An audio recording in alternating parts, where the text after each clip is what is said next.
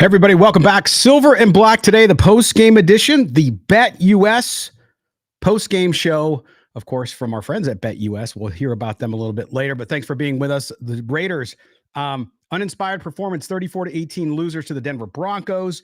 We're going to have Murph along in just a minute. We're going to do our Voice of the Fan segment with him and let that go first. But I know a disappointing night and day, afternoon for all of you when it comes to the Raiders and this loss. We're going to take the Antonio Pierce press conference live when he does go live. And so that's why you'll see that on your screen here. But just want to make sure that we're doing that and bringing that to you, because obviously after a loss like this, you kind of want to see what the reaction is going to be. But clearly the Raiders coming out on fire, 10-0 in that first quarter.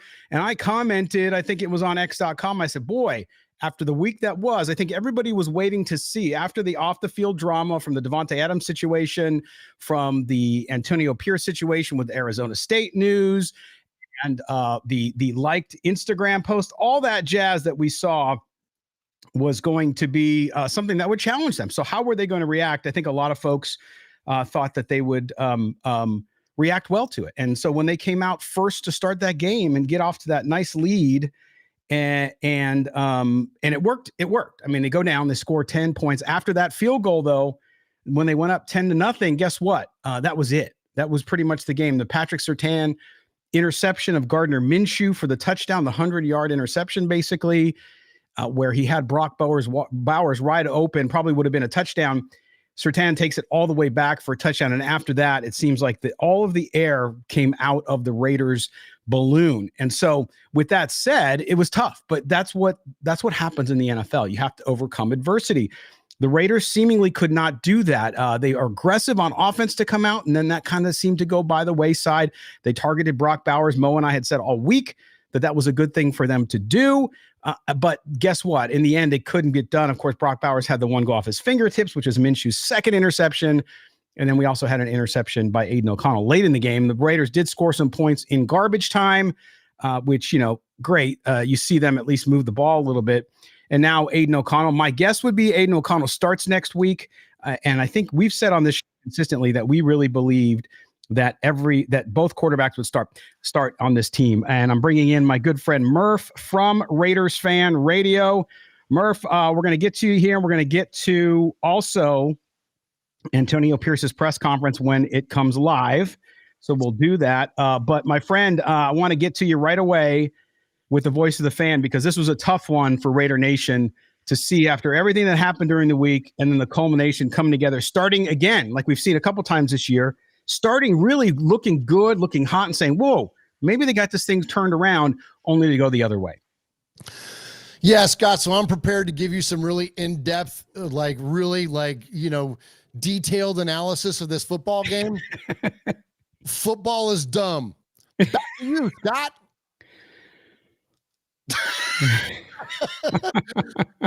I mean, I don't know what to say coming out of this thing, man. I mean, once again, hope and faith in this franchise has been thwarted, and everybody's out there asking, now for Mark Davis to sell the team, and the Raiders are cursed, and it's all these overarching themes around this football team. And like I've said from day one, until the Raiders do something to prove the critics wrong, they're always going to be right. And it's just, this was deflating, man. The way that the Raiders came out of the gate, the way that pass to Brock Bowers, which wasn't a great pass, by the way. That was a great play by Brock Bowers to go up there and get that football and then take that thing to the house. But it was incredibly exciting. And, and then to score, kick a field goal. And it's like, okay, now we're on the move. And then for Gardner Minshew to throw that interception in the end zone for that pick six, people have heard me on this show numerous times and on our own show, or heard me criticize Derek Carr for the context of mistakes. And here is a classic example of that. And so I'm, as much as I've give Derek crap for all these years, I'm going to give it to Guard Dog too. That absolutely lost the game. Sometimes, people say that football doesn't come down to one play, except for sometimes it does. And when you make a mistake like that, when you overthrow Brock Bowers, who's 6'7" for crying out loud, or how tall he is, when you overthrow a guy like that by 5 yards and allow Surtain to make a play on the ball, and it results in the longest interception return in the history of the Denver Broncos organization on the night or the day that they're celebrating their 77 AFC championship that was robbed from the goddamn Raiders to begin with. Because of the Rob Lytle non-fumble. Look that up, Raider Nation, for all you youngins out there. Like, this was absolutely, it's beyond a slap in the face. It's beyond a kick in the groin. It's just like how much can we possibly as a fan endure this Raider team? Where is all these things that Antonio Pierce preached in the offseason? All rings hollow. All the we don't want to have a Band-Aid at quarterback. Except, you got 2 Band-Aids. Oh, ill intent and violence and pain. Where's that? Aside from Max Crosby, for crying out loud. And you know what I mean? It's just like, it just all rings hollow at this point, and it's tiresome, Scott. I have a lot of different group texts from the RFR crew here with Michelle and Jeff, to family members, to different made folks that are around our show.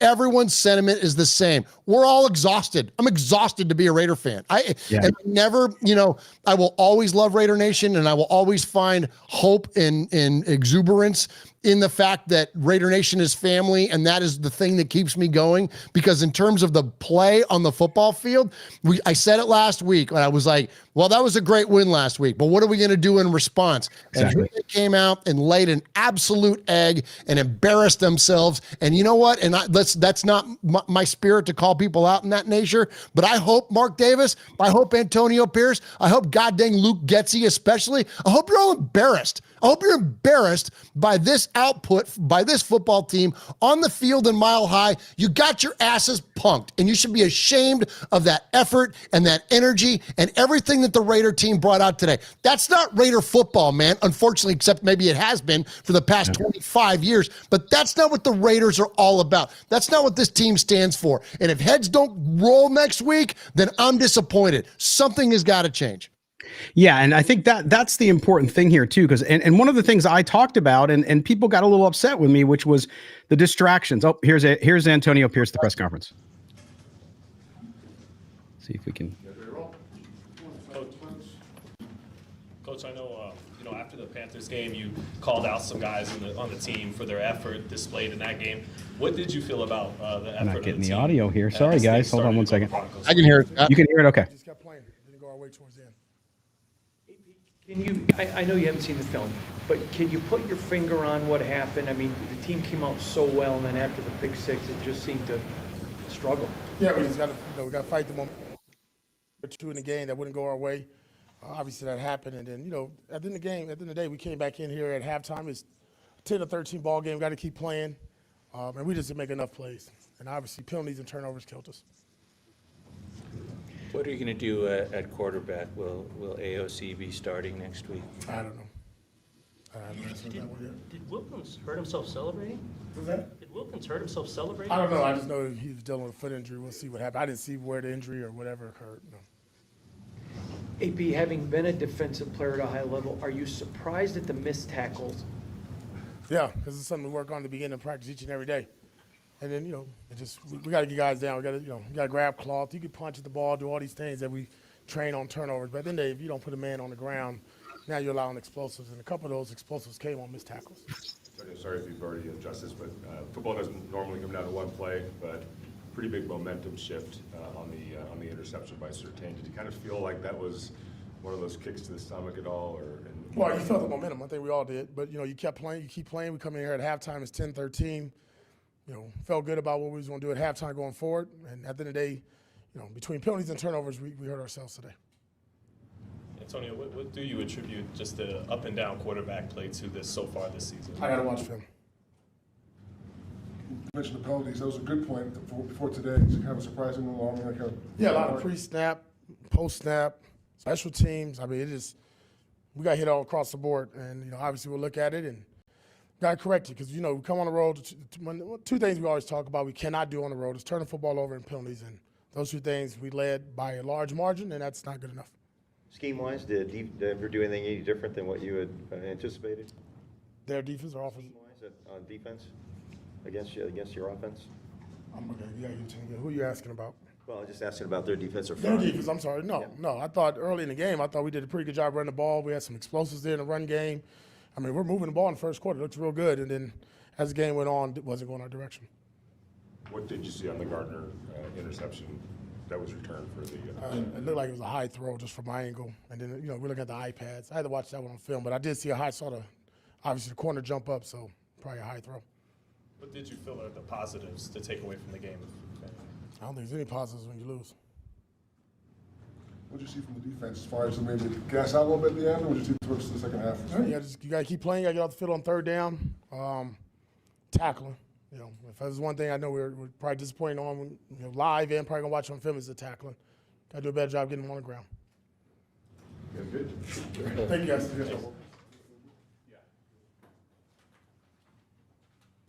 There you go. That was Antonio Pierce talking about the game. We didn't expect, I think, Murph, that we would get any sort of meltdown or lectures on things. It was a butt kicking, like you said, and it's unfortunate because I think that as I was just saying before he came on, that this situation that we've seen this week, and I know I've had people tell me, oh, it's only a situation because you guys are talking about it and blah, blah, blah. That's not it. I mean, the whole national media was talking about it because it was a big deal when your top offensive player does what Davante Adams said. And that's not defending what Davante Adams is doing. I'm staying out of that. It was just a distraction around the team. Jacoby Myers said it would be. It just seemed like this team wasn't much different than we've seen. I mean, Murph, if you look at all 3 games that they've lost, they've been pretty ugly. The 2 games that they've won have been very close games where they won towards the end.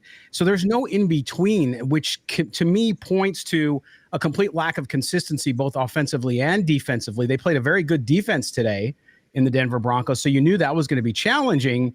But it's hard for me to put my finger on one thing when you have players not tackling, you have players not executing, you have coaches, that have a game plan, and then it seems they go away from that game plan. It's really hard. This is what I think makes it hard, because if it was just the quarterback, which is clearly an issue, but if it was just the quarterback, then you could say, boy, then put Aiden O'Connell and see what he can do, and maybe it gets better. But there's multitude of issues here, Murph, and I think that's what's going to make it frustrating for Raiders fans, because it's going to take time to fix it, and we haven't seen this coaching staff yet be able to fix it through 5 weeks. Yeah, I think an ultimate indictment of lack of quality coaching is regression. And that's all we've seen out of this team so far, whether that be week to week or season over season, or you know what I mean? And so that the regression that we saw today, I think absolutely points a finger at the coaching staff. And listen, I'm Mr. AP over here, man, and I'm Mr. Minshew Mania over here. And I celebrated these guys, and I pounded the damn table for Antonio Pierce from day one. But what we just saw right there, the thing that I've been screaming about this guy is that the leadership and the spirit and returning the culture and all that. That's not what that is. That was chicken shit right there. He just tapped out. You just didn't want to say anything. You didn't want to talk about it. You want to own it. And I know listen, I get it. It's fresh off of a bad loss. You just walked off the field and now here you are in the locker room, but damn it, own it. Like, just own your shit. Like, this was not a great day for us. We were terrible in all phases of the football. Coaching needs to be better. I need to be better.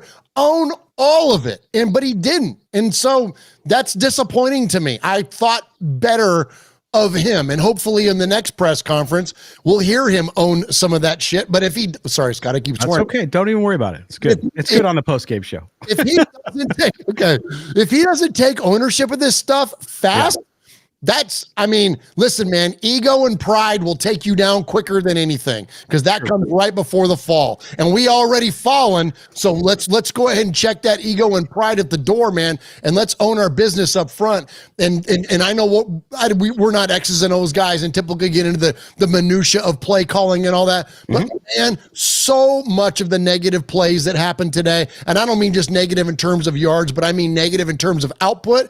You got to put that on Luke Getsy. We're running delayed handoffs on 2nd and 20. Yeah. Really? Come on, man. Like, Yeah. I mean, it's like, and I'm Mr. Defender of the Raiders over here. I always look for things to be positive about, but except for Brock Bowers making an absolutely baller play at the beginning of the game, Max Crosby's ferociousness never relenting. Never and waning. To get 2 sacks, and Christian Wilkins showing up early. Aside from that, and maybe Alexander Madison, like there are very few highlights. The rest of it is all crap. All of it. It's all crap. And that's where I'm saying, like, it's time to make changes. Like, yes, I know we're it's 2-3, but listen, man, this was a divisional loss. And now we've got 2. Like, we've got to understand the importance of divisional football games. You want to lose the Carolina Panthers? Fine. But don't lose to the damn Broncos. Don't lose to the damn Chargers. Oh, yeah, we still got the Chiefs 2 more times on our schedule. Yeah. Like, we're kind of, I hate to say it, man, I'm not speaking this over us, but we're about dead in the water. And, oh, yeah, we got to go to Pittsburgh next week. Or we got Pittsburgh at home. Pittsburgh at home. By the way, will be a home game. We might as well be going to Pittsburgh because every holder is now going to be selling their tickets, and that whole stupid place is going to be full of terrible towels. Uh-oh. Yeah. Yeah, and listen, I think that's the thing that I ended up seeing from a lot of folks was the fact that when you look at situations like this, and you hit on it, Murph, which was there's lots of things to go around, and when you say coaching staff, you're right, it's the entire coaching staff. The head coach is the head coach, he's the boss. But yes, Luke Getsy, and we saw again running on 3rd and 2 or 3rd and 3, and then getting 4th and 2 and not going for it, right? When the analytics tell you should when you're close to midfield. So we saw that again today. That has popped up in almost every single game this year. So you look at it and you have to say, look, Antonio Pierce is the CEO of the football staff, and he's in charge. And if things aren't going well, then he's got to own it, as you said. He's got to get the other guys. If they're not doing their jobs well, then he's got to sit down and say, hey, look, Luke, here's what we got to do. We got to do something different. Do you need help? Do you need this? Do you need that? And to me, to your point about regression, it's a very important one because we have not seen, and I said this all along, even if the Raiders are losing, from my objective point of view, if they're losing, but they're losing and you see improvement in certain areas of the game and they just get beat, okay, then you say, you know what? They're not quite there yet. They still need a quarterback. They need this, they need that. But we're not seeing that. We're seeing players regress. We're seeing, again, the defense just completely, it was terrible to see missed tackles. I said, I'm going to see them. I'm going to see them in my sleep because there were so many of them. By the way, thanks to Consigliere Salt for your $10 donation to the One Nation Foundation, which we'll talk about later. And he says, we are the Khalil Mack version of the Raiders again, only with a cooler quarterback. Yes. Yeah. You're not wrong. And shout out Consigliere Salt. That's my cousin Sonny, who I started Raiders fan with. Yeah. Nice. Thanks for tuning in, Sonny. He's not wrong. No, he's not wrong. And I think, one of the things that we've said all along, and I know you've been very even keeled with it too, which is in the NFL without a quarterback, without the real solution at quarterback. And that means, you draft one and maybe they don't work out. You don't know, but you do your best.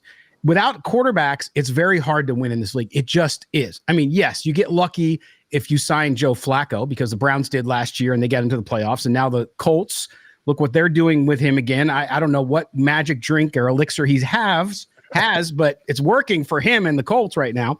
But nonetheless, I think this is something that you have to look at and say, hey, who's in charge of that? Why is it not improving? Why are you not seeing the defensive backfield tackle? Like, is that a lack of effort? Is it bad technique? Is it a lack of coaching? Is it, as Antonio Pierce said 2 weeks ago, business decisions? I don't know what it is. All you know is that it's bad and it has to improve. And if you don't see improvement there, and I said this, and Mo said it this week, actually, he said, look, nobody wants, despite what anybody says, because when you're critical of somebody, they automatically think that you want them fired. But no matter what anybody says, if Antonio Pierce doesn't right this ship to a certain degree the rest of the season, and it's 5 weeks in, okay, we start going another 3 or 4 weeks, you are who you are. You're not going to change after that. It's just the way the NFL is, okay? If we don't see change, I'm not saying he's necessarily going to get fired after 1 year, but he's not going to be long for that job, because if it goes really south, then it could be one and done. If it doesn't go really south, you still got to be able to show that this team buys it. And to me, buying in is, yes, you got to have good coaching, right, Murph?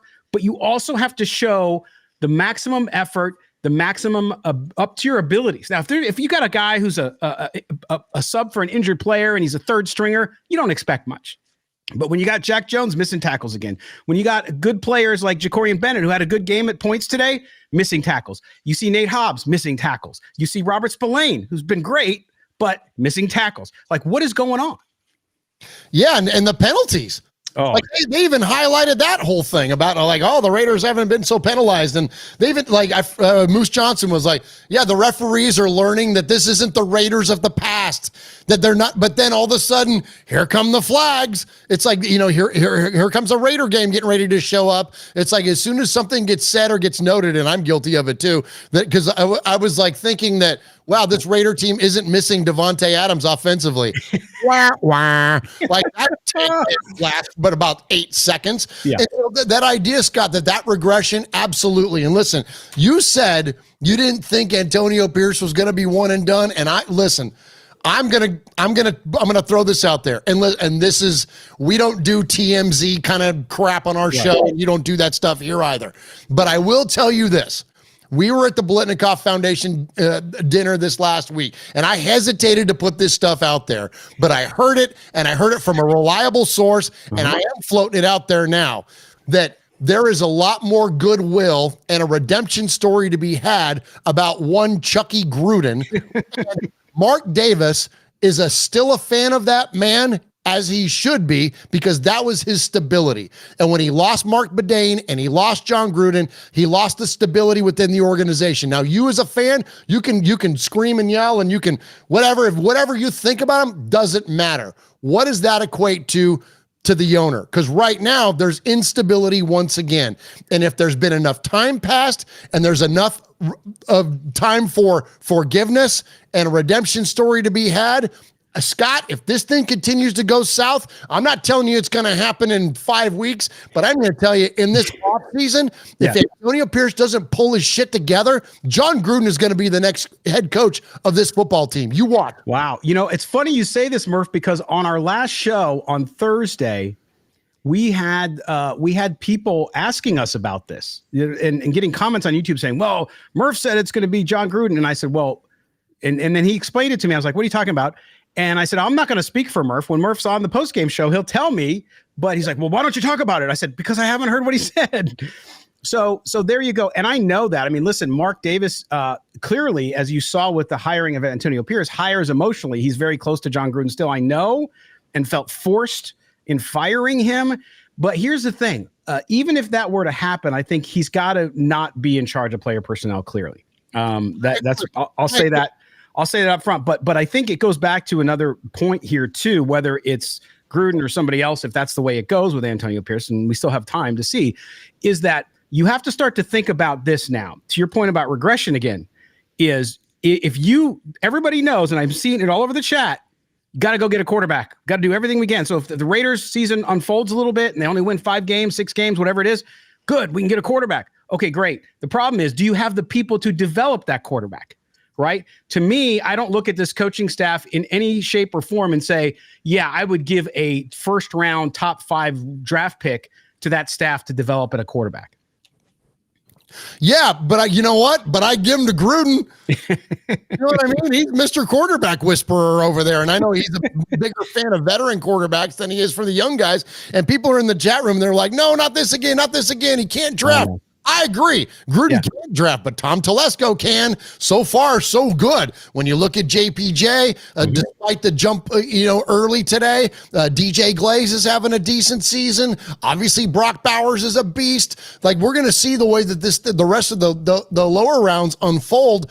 But man, so far so good. So if you have that kind of a dynamic between those two guys, like, yeah, okay. Like, listen, this is an offensive league nowadays.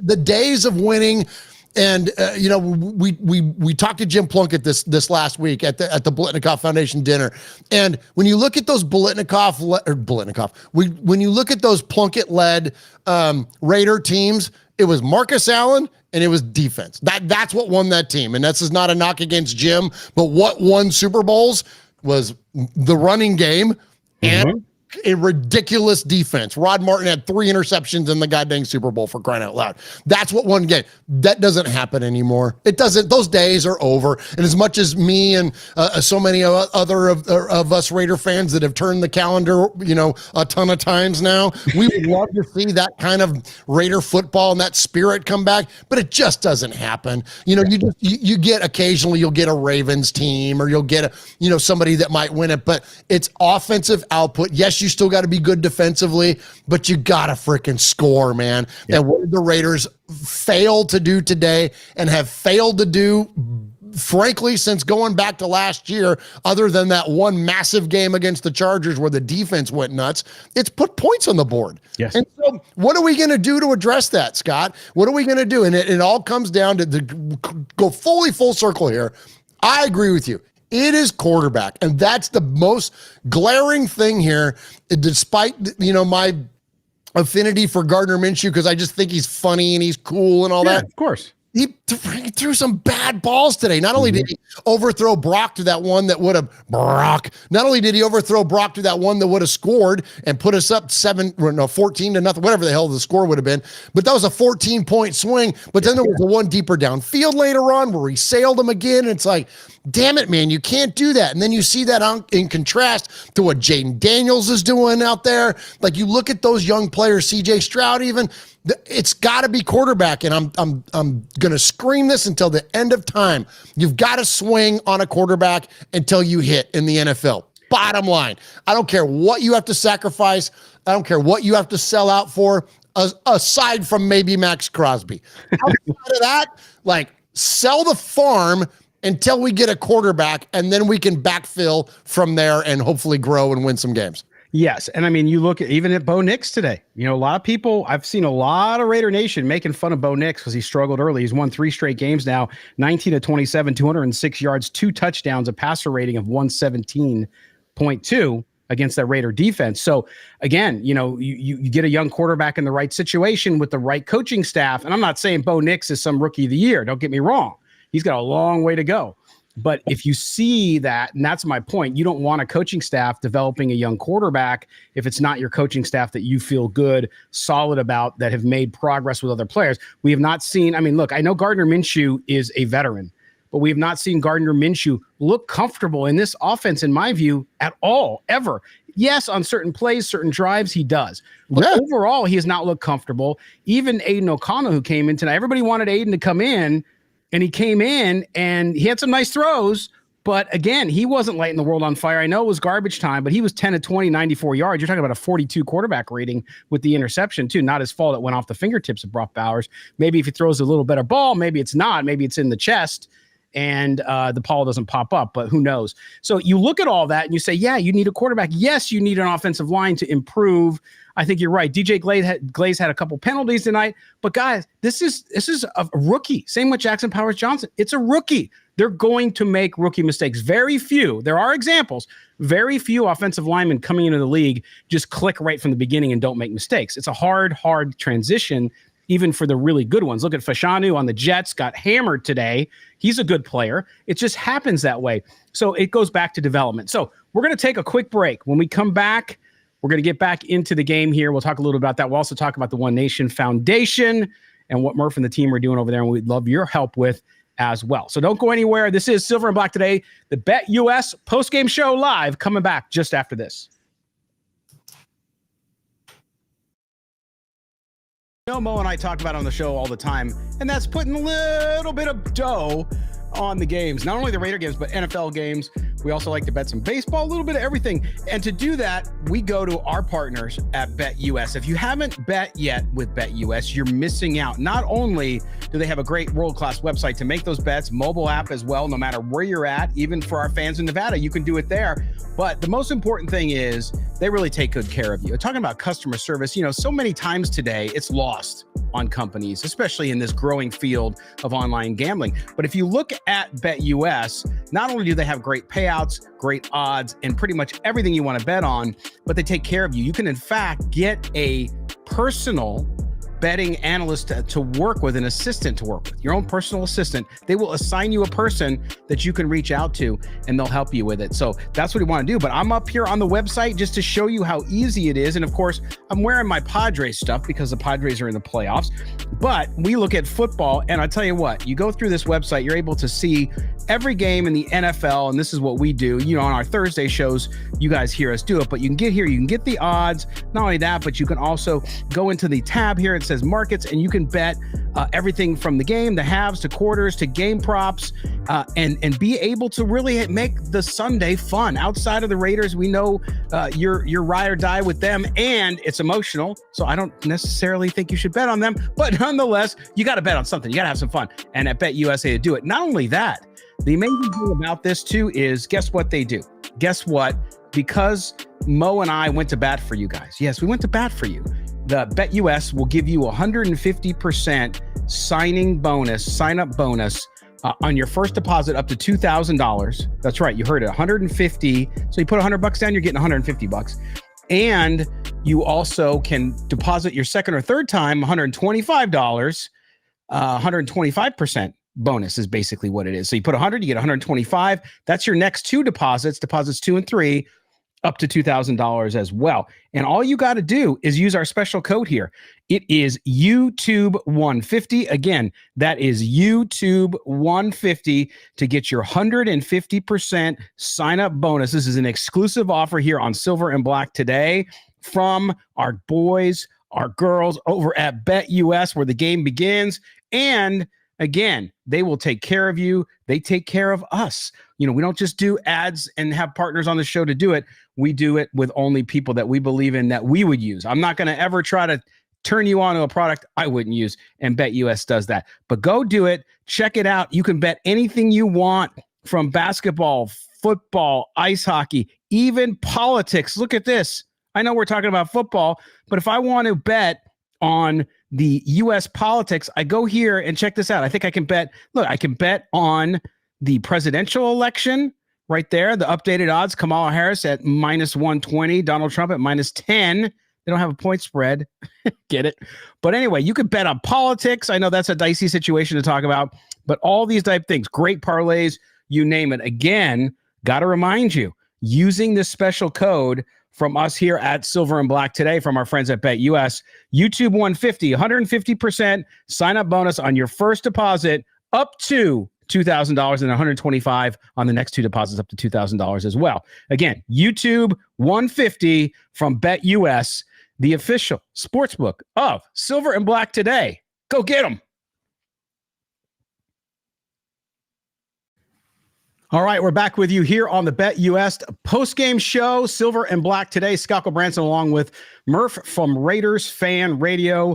Of course, the Raiders, 34-18 losers to the Broncos. Ooh, tough one to swallow, right? Right? When you have to talk about that, Murph. But before we went to the break, we were talking about, the long term with this team and where it's going. And Murph talked about, he was at the Biletnikoff Foundation, talked to some people in the know who also mentioned, hey, John Gruden, don't rule out a comeback if the AP stuff doesn't work out. And I know we're jumping ahead of things here.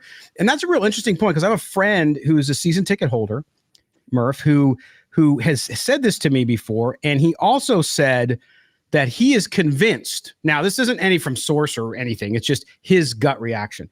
He really believes that Mark Davis wants to eventually, because, Al Davis left the team to Mark Davis. Mark Davis doesn't have any heirs. He believes Mark Davis wants to make sure that John Gruden can be an owner eventually and take over the Raiders, since Mark Davis has a few years on him, I believe. But so there's a little bit of that too. So I wouldn't put it out there either if I didn't believe that's a possibility. At this point, anything's possible.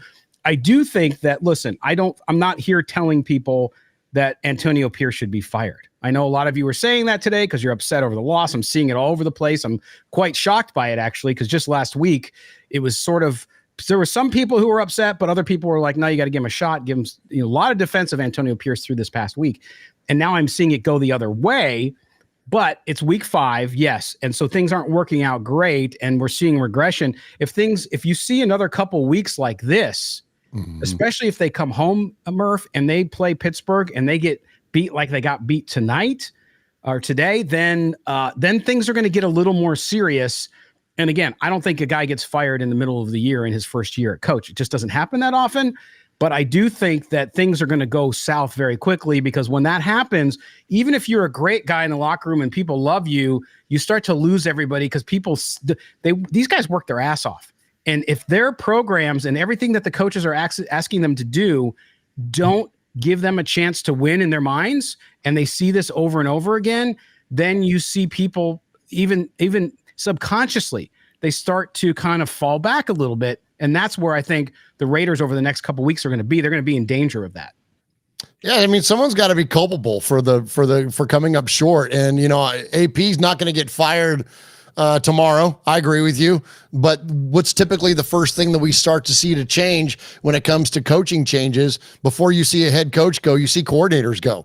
And so I doubt that's going to be Patrick Graham. And who's the easy finger to point at is Luke Getsy. And despite, I thought, some improvement so far over his play calling, it's just the continual plays that develop behind the line of scrimmage that result in, again, in negative plays, not in production, but in terms of outcome. It's just repeatedly, it's like he can't get out of his own way on that. The one quarter that we saw him get away from that against Baltimore in the fourth quarter, when we saw him attack the line of scrimmage, we saw him, pass the ball downfield past the line of scrimmage. When we saw those types of things happen, we saw success.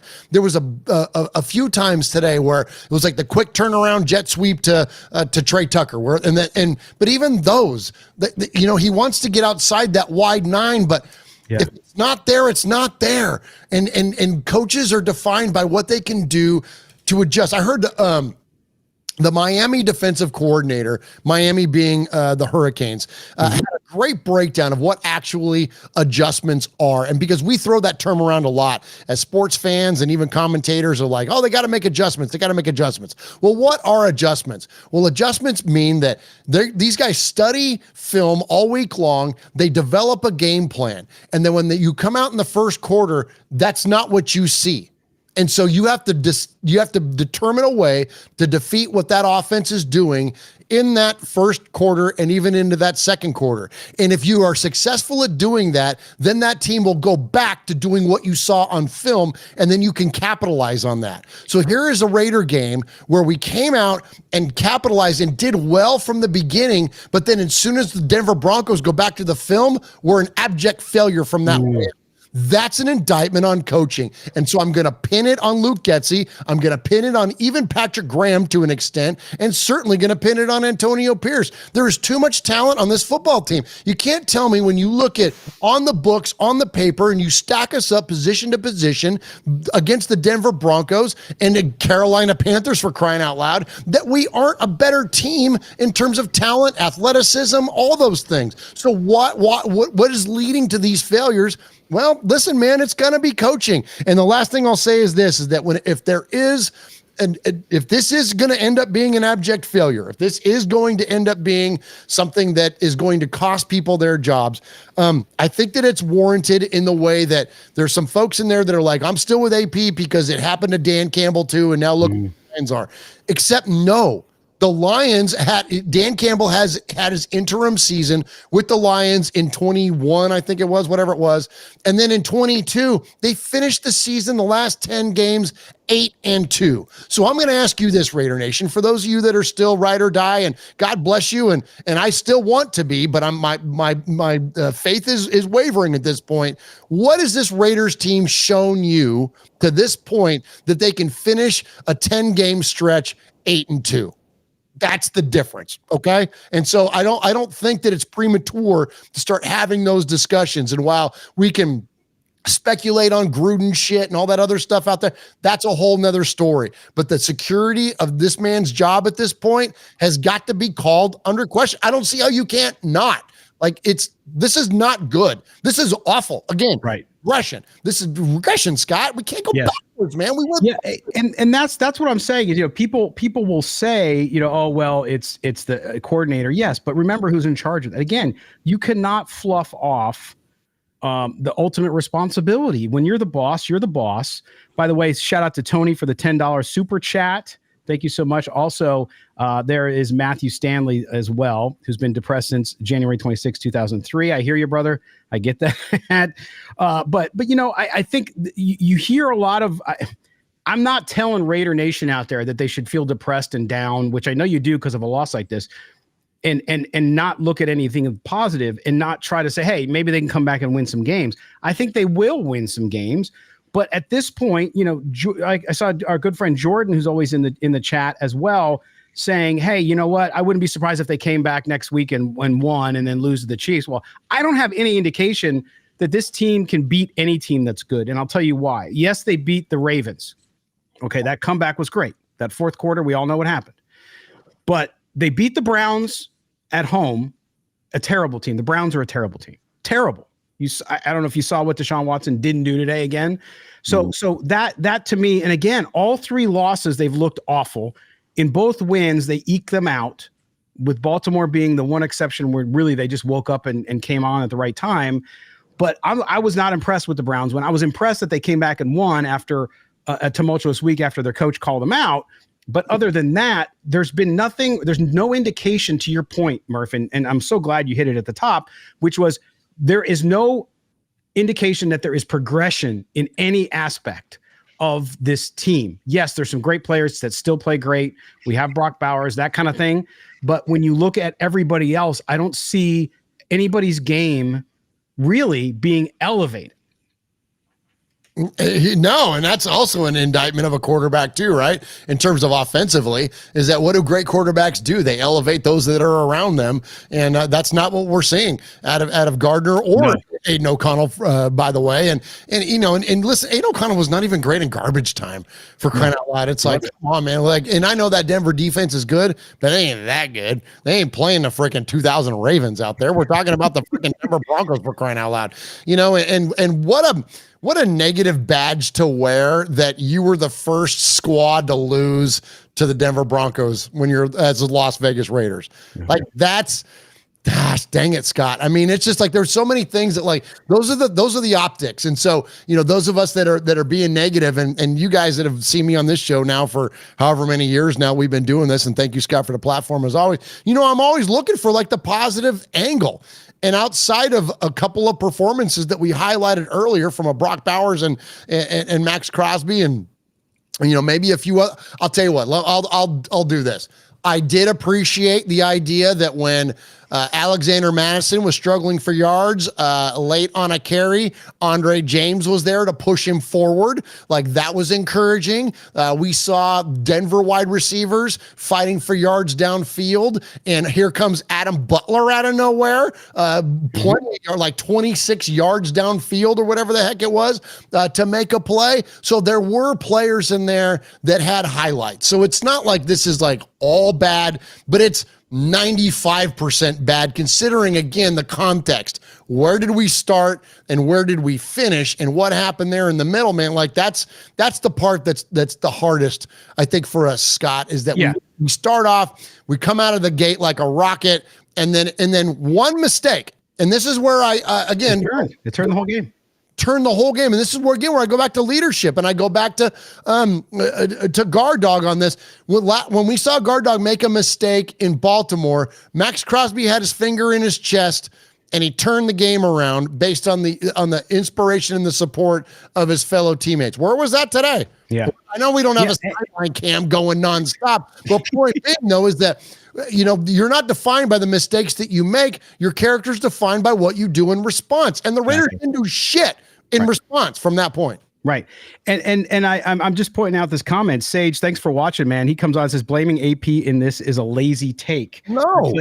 Our players have been better, have to be better, especially on defense and a QB. No reason the Broncos should be able to move the ball on us, and we can't have red zone interceptions. Yes, Sage, I think your take is lazy, actually, because you refuse to the head coach has to take some of the responsibility. I'm not saying all of it. He doesn't play on the field. I get that. I'm not, and you're right. You're absolutely right about the players having to play better and having to have better quarterback. 100% with you on that one.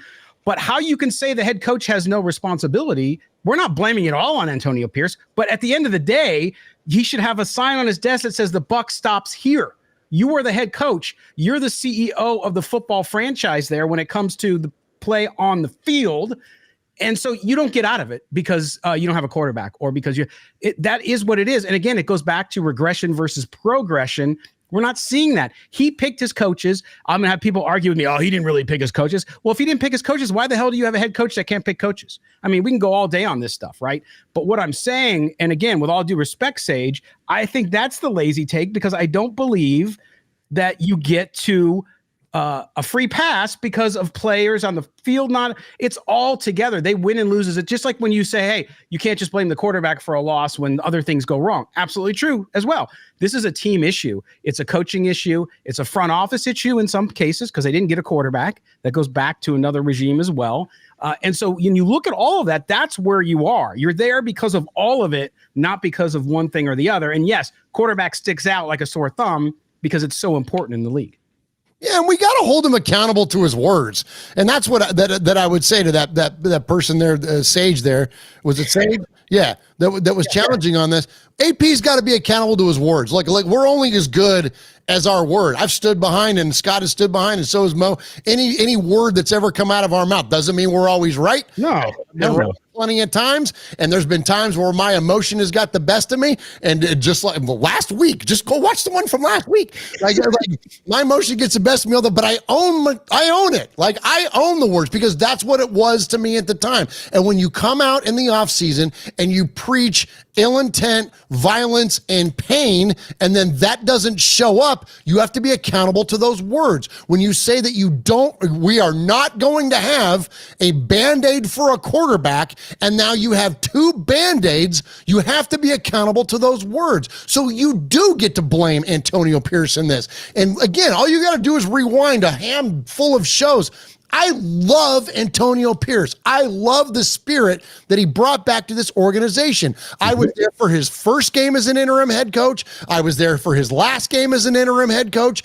I was there for his very first speech that he was the head coach of the at that time interim still, the coach of the Raiders.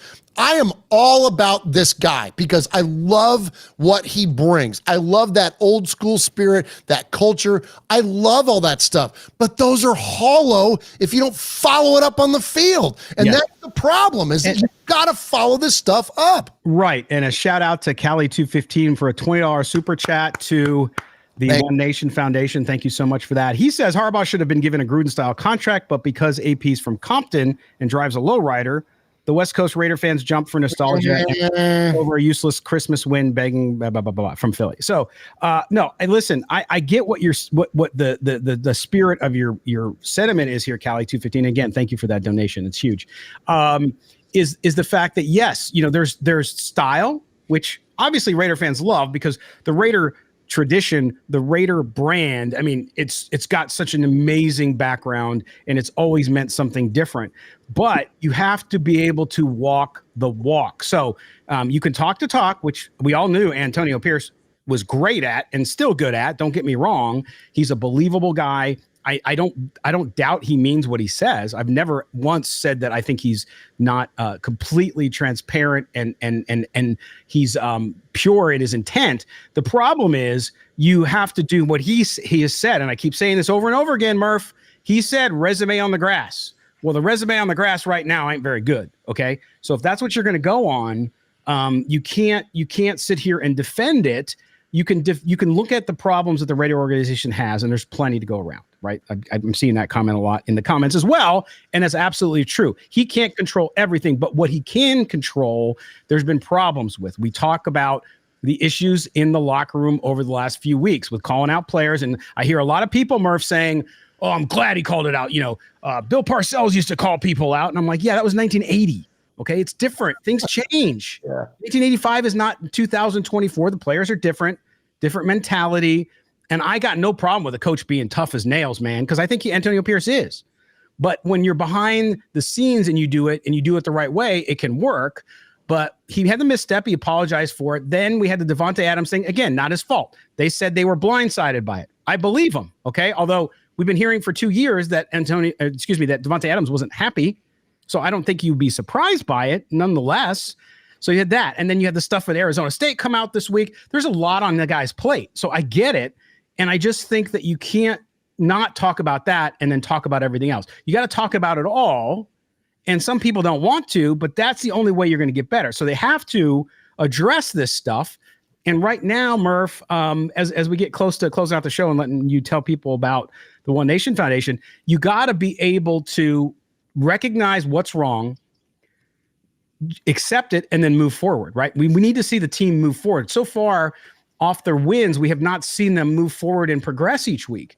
And to me, that's the death nail in the NFL. You have to get better each week. Doesn't mean you win every week. It just means you're getting better, and I just don't see it.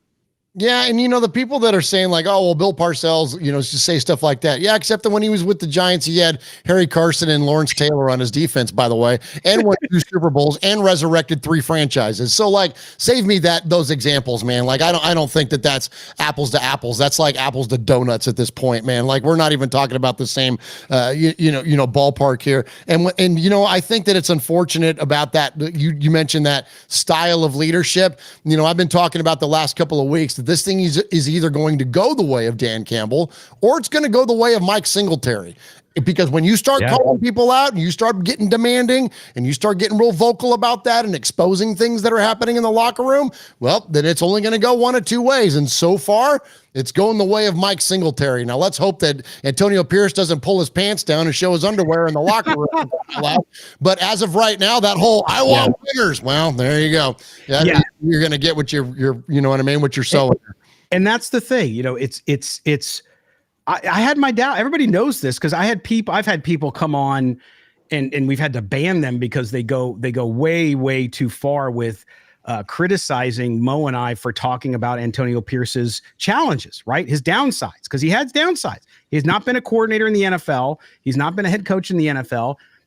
Doesn't mean he can't succeed, but the odds were stacked against him. And now the way things have happened, I think the odds again build against him succeeding. Doesn't mean he can't. But people don't want to accept that because when you might have a friend, right? We've all had a friend we really like, good personality, good people, but they somehow just don't have their life on track, or they don't have something going the way it should, or they maybe work with you, but they're not doing the job really well. And even though you really like them, you can't really vouch for their job. I think that's what you have to look at. You can't just like somebody and what they stand for and their background. I mean, he's a Super Bowl champion, for Christ's sake. I get it. But that does not mean and does not always translate into success. And so we'll have to see how they come back from this one. I know we keep saying it every week now, but we'll see how they come back from this loss. They got to come home against Pittsburgh, Murph, and that's a tough game. Justin Fields is playing pretty well. That's another tough defense. People were talking about, well, yeah, they did play a tough defense today. Yes, but that's the NFL. You want to be in the playoffs. You're not going to just do that beating crappy teams. The Raiders have a tough schedule. So you're going to have to be able to do that. And this team, I think, again, it's going to be challenged. And all week they're going to get questions. Hey, what's going on? And they got to still deal with the Davante Adams thing until he's traded. If they're lucky, he's traded tomorrow. If they're not, it's going to linger on. It's going to still be a distraction. And so they're going to have to overcome that. So, Murph, I think we'll see kind of what this team is made of because they got a lot of things stacked against them right now. Yeah, we talked about going into the trade deadline. It's like, it seems like so long ago now. It wasn't that long ago, but it was like only if the Raiders are like 2-6 going into the trade deadline would they trade Davante Adams. Yep. Well, guess what? we got Pittsburgh and we got the Chiefs coming up. That's all the way to 2-5. The way that this thing is going, and so here we go. And yeah, Scott, it's the Davante Adams thing needs to end itself quickly, and hopefully it will, and hopefully the Raiders can acquire some form of draft capital to be able to build towards acquiring a young quarterback. That hopefully that's the direction that this thing goes. But yeah, man, it's not going to get any easier for the Raiders. We talked ad nauseum about how the idea that the front part of their schedule is the easier part, and while no game in the NFL is easy, when you start looking at the back half of this season, I mean, I know that Cincinnati's down, and so a trip to Paycor Stadium looks a little more welcoming than maybe it would beginning of the season. But also Cincinnati typically starts slow and then gets hot as the season gets going, and it's not until November that we're going to play them. So anyway, so point being though is that this team's got to turn it around. They got to turn it around quick. And yeah, if we go and beat Pittsburgh, if we go and beat the Chiefs, it's a whole nother story, because then you're talking about knocking off some of the best teams in the league at that point. Right. defeating the Ravens. And then, of course, if we can beat but those feel like there's such big ifs at that point. But we will see. And I'm going to root for them every week. I'm going to be here every week. I'm going to be screaming and hollering and, Raiders from the top of my lungs, man. Of course you are. This is, but you're right though. I mean, and remember, even the Bengals, like you said, they're 1-4, which they remind me. This will sound weird because they do have more talent overall than the Raiders right now, but they remind me of the Raiders because they're not playing to where they should be. If that makes sense. I mean, they scored 38 against Baltimore today and lost. So, I mean, they're putting points up. Joe Burrow seems to have found his groove. But you're right. I think that's where this team is. They got to start putting together positive momentum.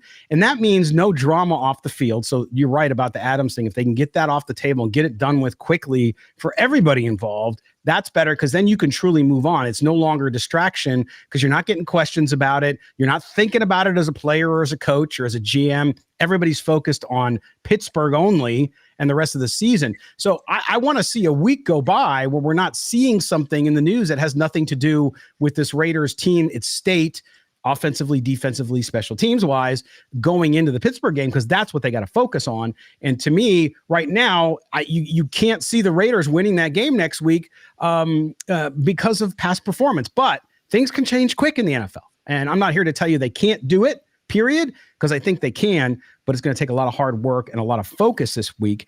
And yes, Alex, by the way, before we go, I just want to say, yes, we did talk about the conservative nature, the 3rd and 2 runs followed by the punt near midfield. We did talk about that, and we agree with you on that one as well. Murph, before we get going here on the postgame show, I want to make sure we tell everybody, as we do each time, and we've had some great super chats. Thank you to all of you for donating to the One Nation Foundation. Murph, tell everybody about the One Nation Foundation, how they can get involved, and what you do.